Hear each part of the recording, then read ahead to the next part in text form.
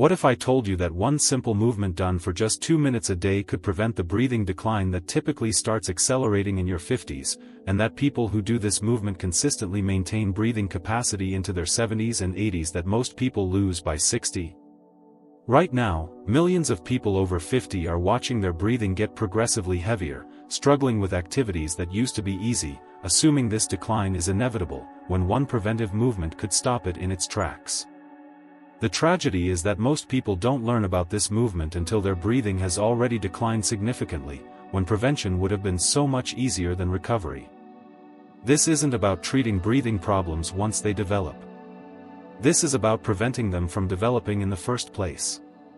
Your 50s are the critical decade where respiratory decline either accelerates towards serious problems or stays minimal and manageable. The difference comes down to whether you're doing this one specific movement that maintains the function your lungs desperately need to avoid progressive decline. People who discover this movement in their 50s and make it a daily habit are the ones still breathing easily and living actively in their 80s, while those who ignore it are struggling by their mid-60s. In the next few minutes, I'm going to reveal this one critical movement that prevents breathing from getting heavy after 50. I'll explain exactly why this specific movement is so protective when other exercises aren't. I'll show you how to perform it correctly for maximum preventive benefit. And I'll share the science proving that this simple practice, done consistently, can mean the difference between decades of easy breathing versus progressive respiratory decline. Your breathing in your 70s and 80s is being determined by what you do or don't do right now in your 50s and 60s. This movement could be the single most important preventive practice for your respiratory future. If you're over 50, you've probably noticed that physical activities seem a bit harder than they used to be. Maybe you get slightly winded going upstairs when you used to bound up them easily. Perhaps you need to pause during activities that you could sustain indefinitely 10 years ago. You might notice you're breathing a bit heavier during exertion, nothing dramatic yet, just slightly more labored than it used to be. These subtle changes are easy to dismiss as normal aging, but they're actually warning signs that respiratory decline has begun and will accelerate unless you intervene. Here's what most people don't understand about breathing decline after 50.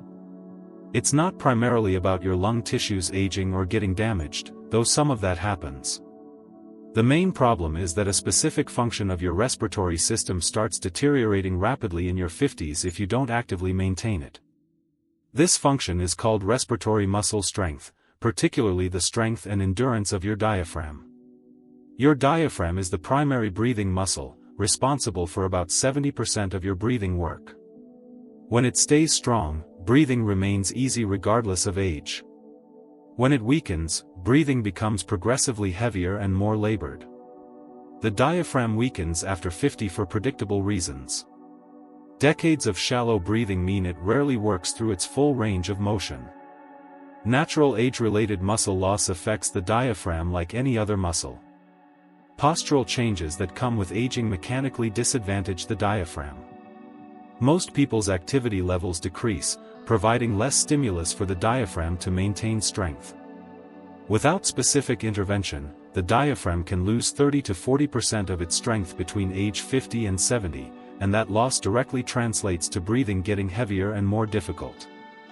The good news is that the diaphragm responds to training at any age. You can maintain or even increase diaphragm strength with the right exercise, preventing the decline that seems inevitable but is actually optional. The one movement I'm about to teach you specifically targets diaphragm strength and endurance. People who make this movement a daily habit starting in their 50s maintain the strong, efficient breathing that allows them to stay active and independent for decades. Those who don't do this movement progressively decline until breathing itself becomes a limiting factor in their quality of life. Let me explain what happens to your diaphragm after 50 and why this specific movement is so critical for prevention. Your diaphragm is a dome-shaped muscle that sits below your lungs, separating your chest cavity from your abdominal cavity. When it contracts, it flattens downward, creating negative pressure that pulls air into your lungs. When it relaxes, it returns to its domed shape, helping push air out. The strength and range of motion of your diaphragm determine how much air you can move with each breath and how much effort breathing requires. In healthy young adults, the diaphragm is strong and moves through a range of several centimeters with each breath. But starting around age 50, without specific training, the diaphragm begins losing strength and range of motion. It contracts less forcefully, meaning each breath moves less air. It doesn't flatten as far, meaning your lungs don't fill as completely. Over years, these small deficits compound. By age 60 or 65, many people are using only 60 to 70% of their diaphragm's potential, which means breathing requires significantly more effort for less air exchange. This decline creates a vicious cycle. Weak diaphragm means breathing takes more effort, so you become less active. Less activity means even less stimulus for diaphragm strength. The weakness accelerates. Eventually, simple activities like walking or climbing stairs become breathless efforts, not because your heart or leg muscles can't handle them but because your weak diaphragm can't efficiently deliver the oxygen your body needs. This is the breathing getting heavy phenomenon that so many people over 60 experience and accept as inevitable aging. The one movement that prevents this decline is called diaphragmatic breathing with progressive resistance. This exercise specifically trains your diaphragm to maintain or increase its strength and range of motion. The movement involves breathing deeply from your diaphragm while adding resistance that makes the diaphragm work harder than normal breathing requires. This progressive overload triggers the strengthening response that maintains diaphragm function despite aging. Here's exactly how to perform this preventive movement. Lie on your back or recline in a comfortable chair. Place a light weight on your abdomen, just below your ribcage. Start with just 1 or 2 pounds, something like a book or small hand weight.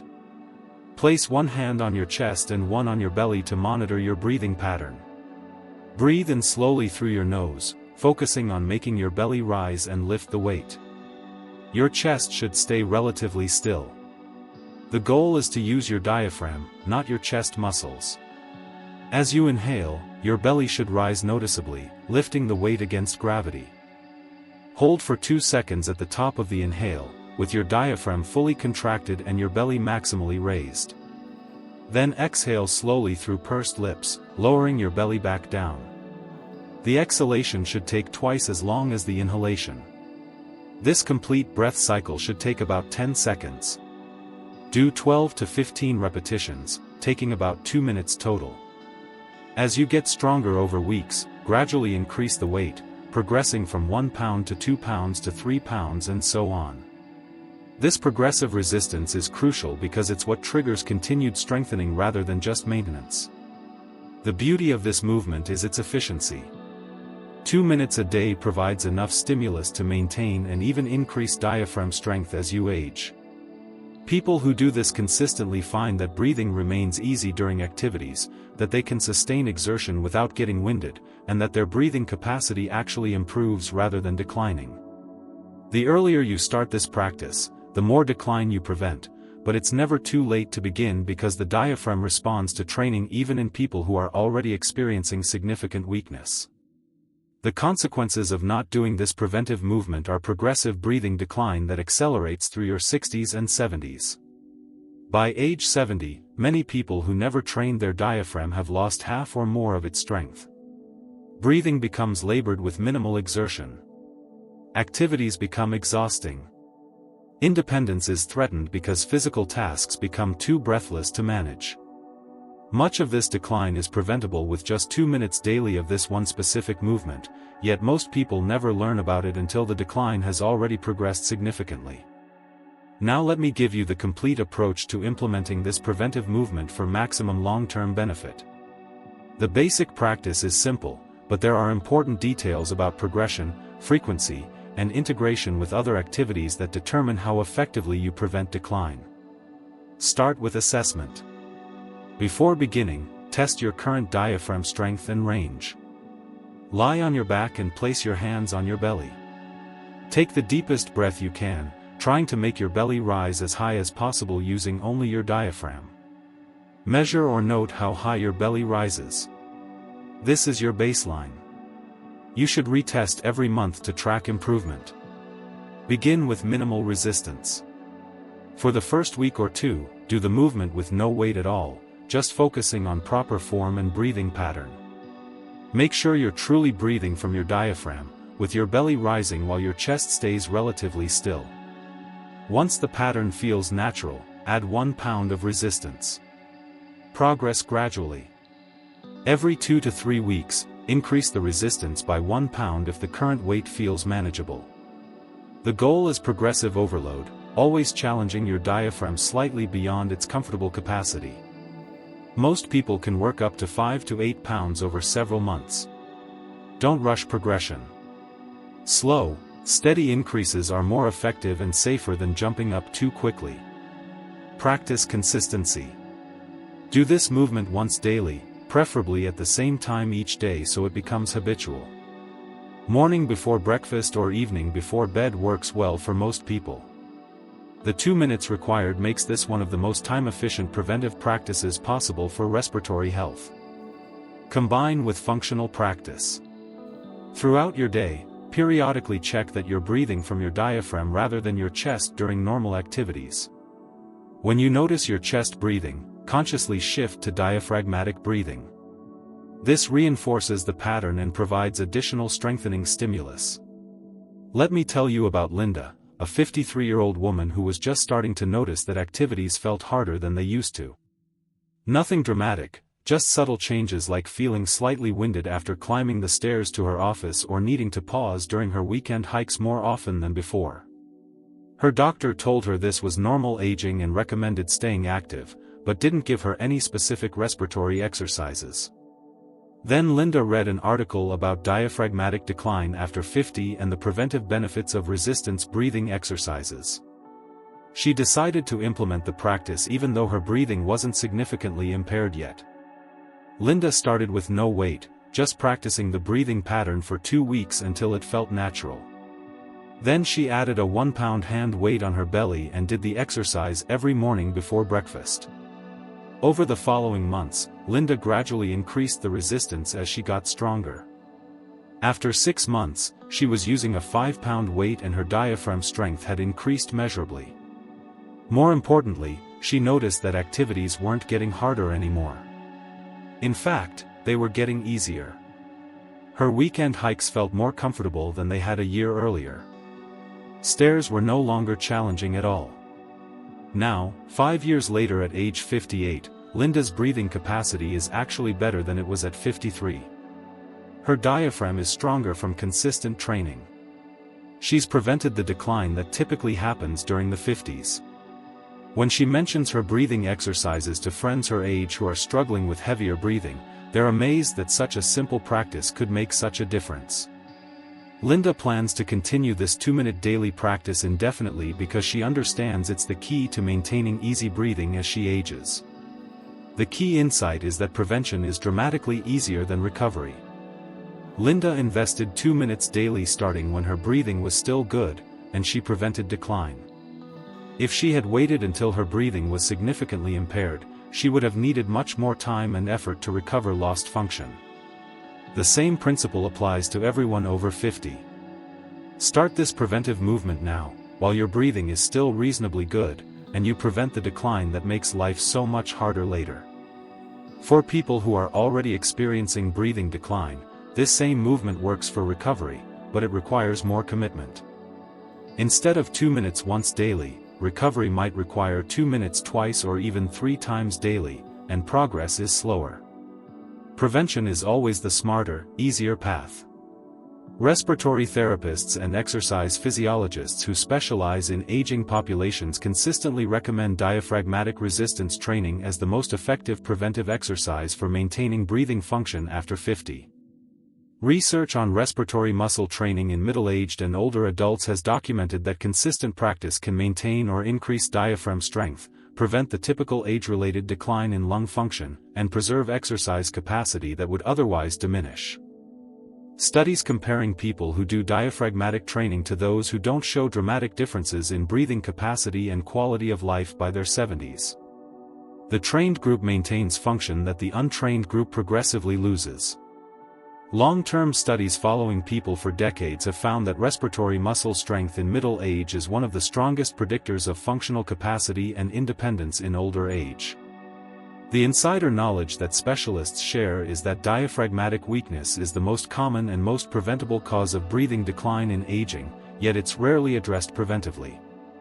Doctors wait until people are already significantly impaired to recommend breathing exercises. If more people started diaphragmatic training preventively in their 50s, rates of breathing-related disability in older age would drop dramatically. Here's something that will change how you think about aging and breathing. Research comparing diaphragm strength in active 80-year-olds to sedentary 60-year-olds found that the active 80-year-olds often had stronger diaphragms. This proves that diaphragm strength is not primarily determined by chronological age but by whether you maintain it through use and training. Your breathing in your 80s will be determined more by what you do in your 50s and 60s than by your birth year. The revelation is that you have a choice. You can allow your diaphragm to weaken by default through inaction, or you can maintain and strengthen it through 2 minutes of daily intentional practice. The difference between these paths is the difference between easy breathing and labored breathing for the rest of your life. When you commit to this preventive movement and maintain your breathing capacity as you age while watching peers decline, the psychological benefits are significant. You feel proactive and empowered because you're taking effective action to preserve your health. You feel confident about your future because you know you're preventing a major source of disability. You enjoy activities more because breathing isn't a limitation. You feel grateful that you learned about and implemented this practice before decline became significant. People who successfully prevent breathing decline describe feeling younger than their chronological age because they can do things their peers can't. They maintain independence and quality of life that others progressively lose. The peace of mind that comes from knowing you're actively preventing decline rather than passively accepting it is invaluable. We've covered the one movement that prevents breathing from getting heavy after 50. Diaphragmatic breathing with progressive resistance, lying or reclining with weight on your belly, breathing deeply to lift the weight, 2 minutes daily with gradual progression. This simple practice maintains diaphragm strength that would otherwise decline by 30 to 40% between age 50 and 70, preventing the heavy breathing that limits so many seniors. The question isn't whether this works.